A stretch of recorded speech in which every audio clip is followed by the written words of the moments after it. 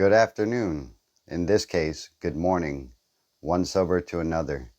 If you're sober, welcome back to the channel. If you're not, we will all welcome you here, and we support your efforts in sobriety. This morning, I wanted to talk to you about the events of September 11th, 2001. Although many of us may have forgotten by now, a decade and some change has gone by since that unruly day. It was 8:32 and I received a knock on my door in my barracks, and I was hungover from the night before. My sergeant told me that some buildings in New York had just been hit with planes and they think it's a terrorist attack. I found out through watching the news that it was the World Trade Center in New York, and both buildings had been hit. One at 8:46 a.m. and the other one at 09:04. It was kind of surreal looking at it on the television, and I thought this must be some sort of TV show that I'm watching, because these kinds of things don't normally happen on American soil by foreign terrorists. There was a lot of emotions that stirred throughout that day, and I quickly became sober in my mind and realized that this was real, and soon I could possibly have to be called to war. Like a lot of the soldiers that were with me, we didn't really think that it was a truth that we were going to be deployed to Iraq and be part of Operation Iraqi Freedom.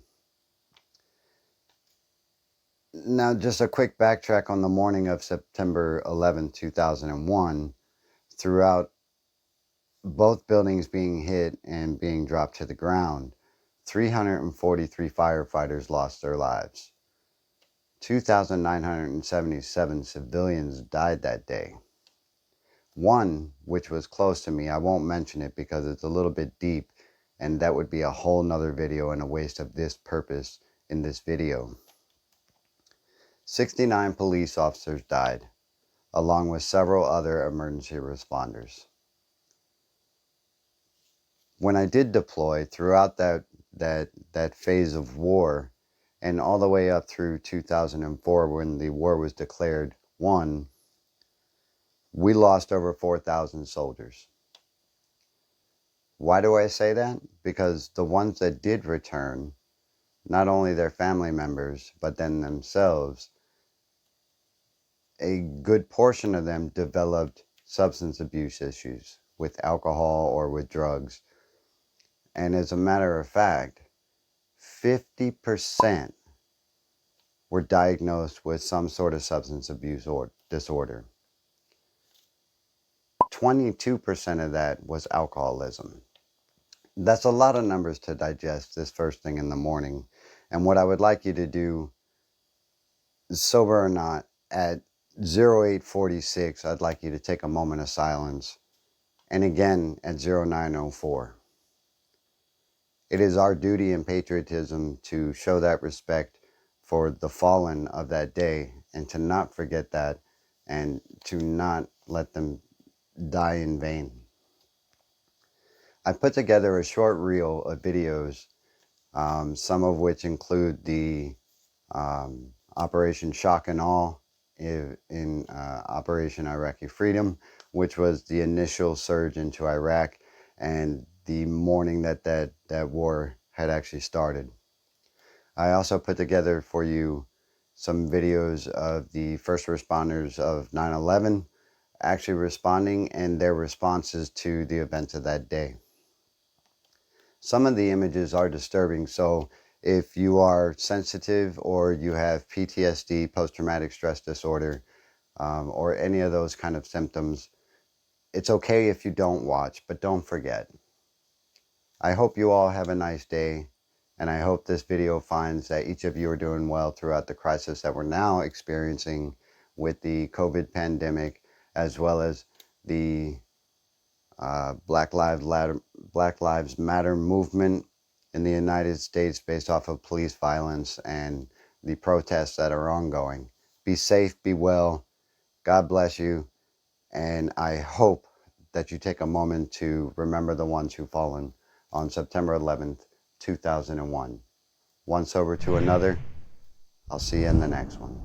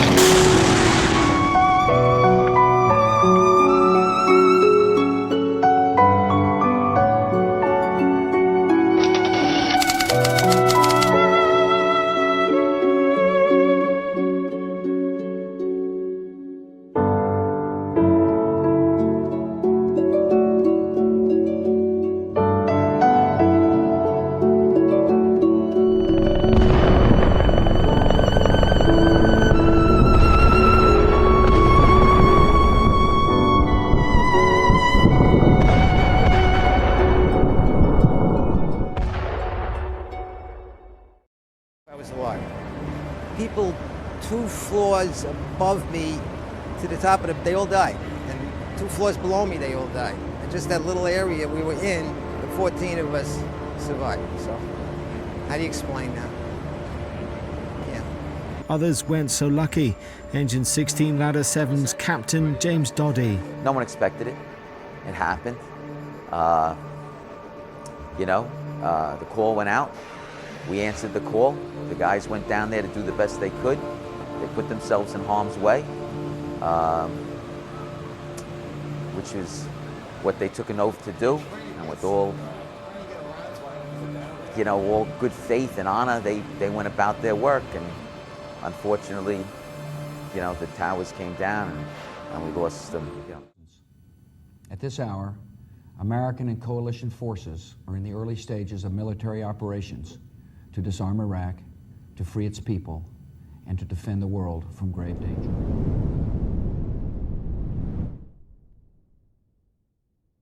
With these soldiers captured what can be described as some of the war's most dramatic and vivid battle video.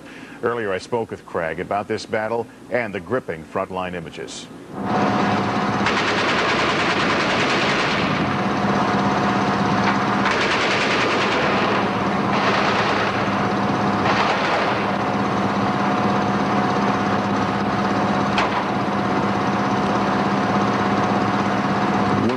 Pulled up, we took mainly light arms fire from a trench system and underneath the bridge embutments. We dismounted soldiers there and they went in after it right away. Thank goodness that they did, because that's what really saved the butts of the forces. And it looked to us here, the enemy is below that overpass? Yeah, but there was a series of bridge abutments that went back some distance and then trenches behind it, as well as you can see The Department of Defense is evaluating the long-term health effects of military service.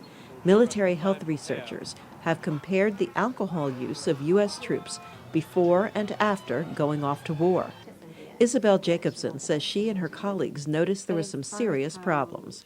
We saw an increased risk in newly reported heavy weekly drinking, newly reported binge drinking, and newly reported alcohol-related problems.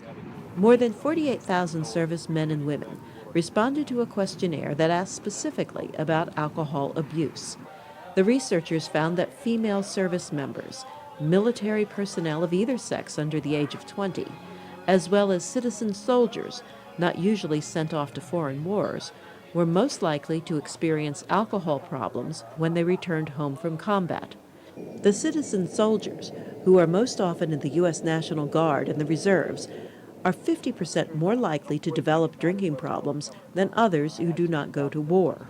We did not see the same findings in those deployed who did not report combat exposures, which led us to believe that it was the combat exposures rather than the deployment itself that led to this increased risk in alcohol use. The study found that professional soldiers did not have an increased risk for alcohol abuse when they return home. Defense Department researchers say their goal is to help military leaders develop better prevention and alcohol treatment programs and to provide troops with the proper training to become more aware of alcohol problems, just as they train troops in combat readiness. The study appears in the Journal of the American Medical Association. Carol Pearson, VOA News.